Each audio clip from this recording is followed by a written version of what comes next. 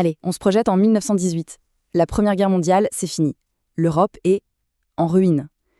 Mais pas seulement les bâtiments, hein. Les esprits aussi sont dévastés. C'est un traumatisme immense, un vrai choc qui a fait voler en éclats toutes les certitudes. Et la grande question, c'est comment on fait pour trouver un sens à tout ce chaos? Et cette citation de Winston Churchill, elle capture parfaitement ce vertige.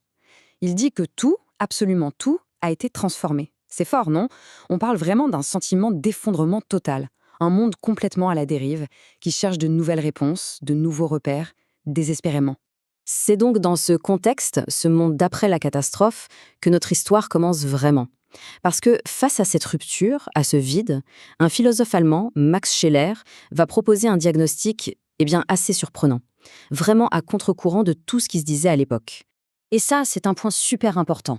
Scheler, il n'écrit pas ça tranquillement depuis son bureau des années après. Non, non. Ces textes, il les rédige pendant la guerre, entre 1916 et 1920. C'est pas de la philosophie abstraite, loin de là. C'est une réaction à chaud, une réponse directe, presque viscérale à la crise qu'il voit se dérouler sous ses propres yeux. Alors, quel est son diagnostic? C'est là que ça devient intéressant. Pour Scheler, le problème, au fond, n'est ni politique, ni économique, non. Pour lui, la maladie qui ronge la société, elle est spirituelle. Et il avance une idée assez radicale. L'être humain a un besoin inévitable de croire. Le nom qu'il donne à ça, c'est la conscience religieuse. Alors, attention, quand on entend religieux, il ne faut pas penser tout de suite aux églises ou aux dogmes, pas du tout.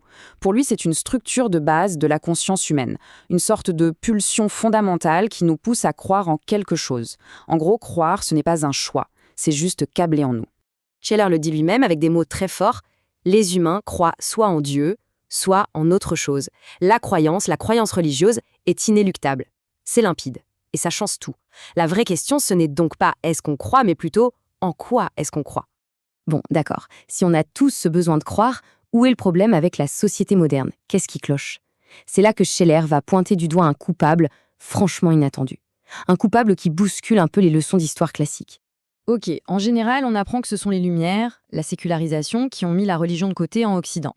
C'est la version officielle, disons. Mais Scheler lui dit non, pas vraiment. Pour lui, ce qui a vraiment remplacé le christianisme comme conscience dominante, ce n'est pas tant la philosophie des Lumières, mais quelque chose de beaucoup plus concret, la culture de marché et le capitalisme bourgeois. Et il va même plus loin, il relie ça directement à la guerre. Pour lui, la Première Guerre mondiale, c'était une guerre de marché. Logique en fait, c'était le résultat inévitable d'une société qui avait perdu ses fondations, ses repères chrétiens et qui avait mis à la place la logique du marché comme valeur ultime, suprême.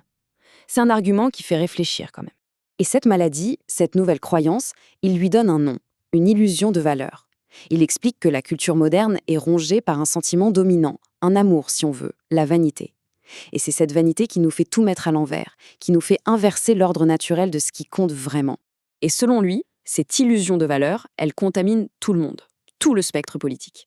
D'un côté, il critique les conservateurs modernes. Pourquoi? Parce qu'ils admirent le marché, sans voir que c'est justement cette culture de marché qui détruit les traditions qu'ils disent vouloir protéger. De l'autre, il critique les libéraux modernes et leur humanitarisme, leur reprochant de réduire l'amour à une simple gestion administrative du bien-être, ce qui dépersonnalise tout. Bref, pour lui, les deux camps sont piégés dans la même illusion. Ok, le diagnostic est assez sombre. Mais alors, quel est le remède selon Scheler? Quelle est sa prescription? Attention, il ne s'agit pas du tout de prôner un simple retour en arrière, non.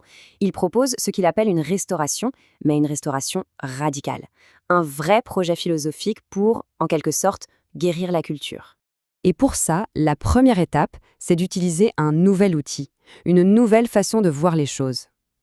Cette méthode philosophique s'appelle la phénoménologie.